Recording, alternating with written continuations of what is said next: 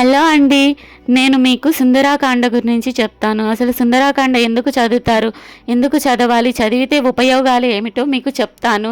ఎంత ఫలితాలను ఇస్తుందో కూడా చెప్తాను. అలాగే నా ఏటీఎం 1009 ఛానల్ని లైక్, షేర్ అండ్ సబ్స్క్రైబ్ చేయండి.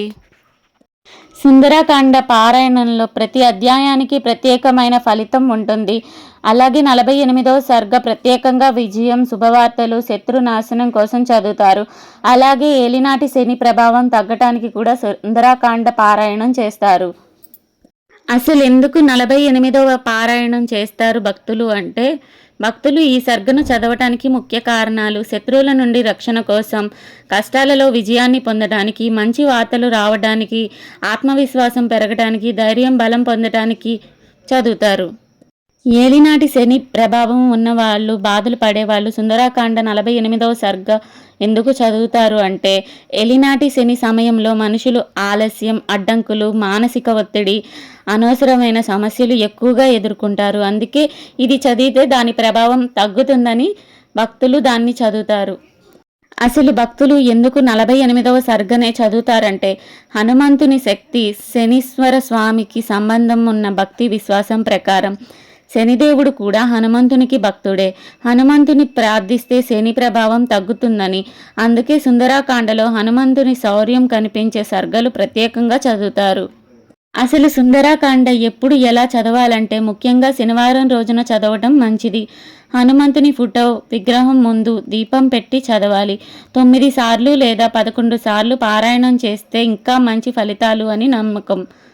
నేను మీకు శని దోషం తగ్గించే పూర్తి సుందరాకాండ పారాయణ పద్ధతి గురించి రోజు ఎలా చదవాలో చెప్తాను. ప్రారంభానికి ముందు ఉదయం స్నానం చేయాలి.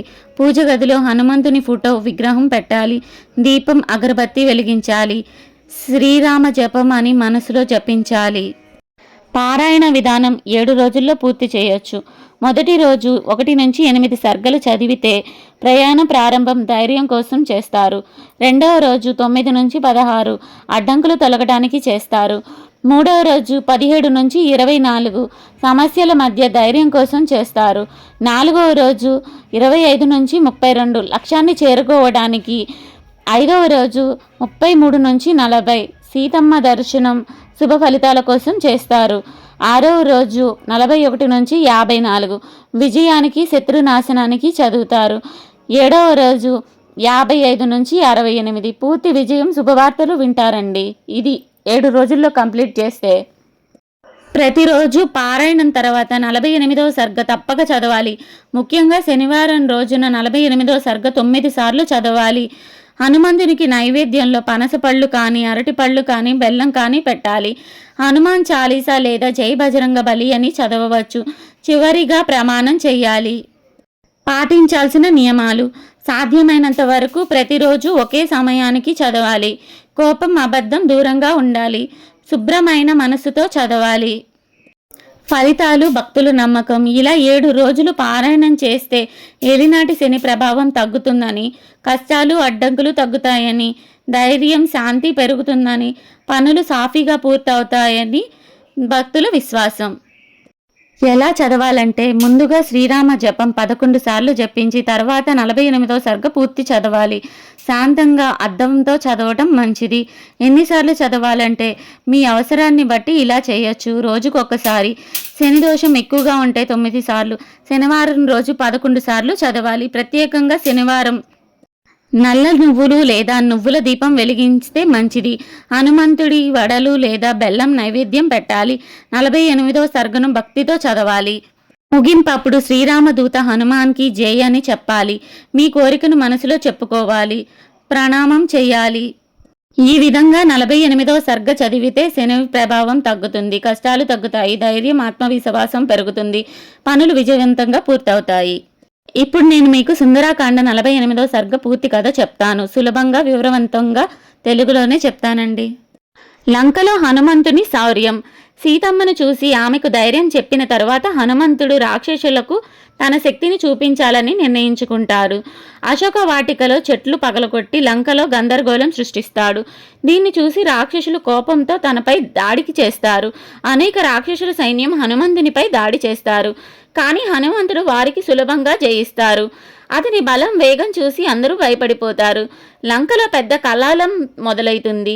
ఈ వార్తలు తెలుసుకున్న రావణుడు తన బలమైన సైన్యాన్ని పంపిస్తాడు. చివరికి తన కుమారుడు ఇంద్రజిత్ మేఘనాథుణ్ణి పంపిస్తాడు. ఇంద్రజిత్ హనుమంతునితో యుద్ధం చేస్తాడు. చివరకు బ్రహ్మాస్త్రాన్ని ఉపయోగించి హనుమంతుడిని బంధిస్తారు. కానీ హనుమంతుడు బ్రహ్మాస్త్రానికి గౌరవంగా స్వచ్ఛందంగా బందీ అవుతాడు. తన శక్తి ఉన్నా కూడా రావణుని దగ్గరకు వెళ్ళడానికి ఇదే సరైన మార్గమని అనుకుంటారు. రాక్షసులు హనుమంతుడిని బంధించి రావణుని ముందు తీసుకెళ్తారు.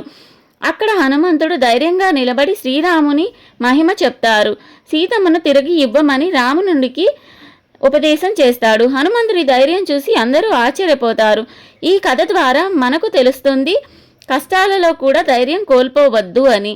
శక్తి ఉన్నవాడు వినయంతో ఉండాలి. ధర్మం కోసం పోరాడితే విజయం తప్పదు. ఈ సర్గ చెప్పేది అదే. శత్రు భయం తగ్గుతుంది, ధైర్యం పెరుగుతుంది, శని ప్రభావం తగ్గుతుంది అని నమ్మకం.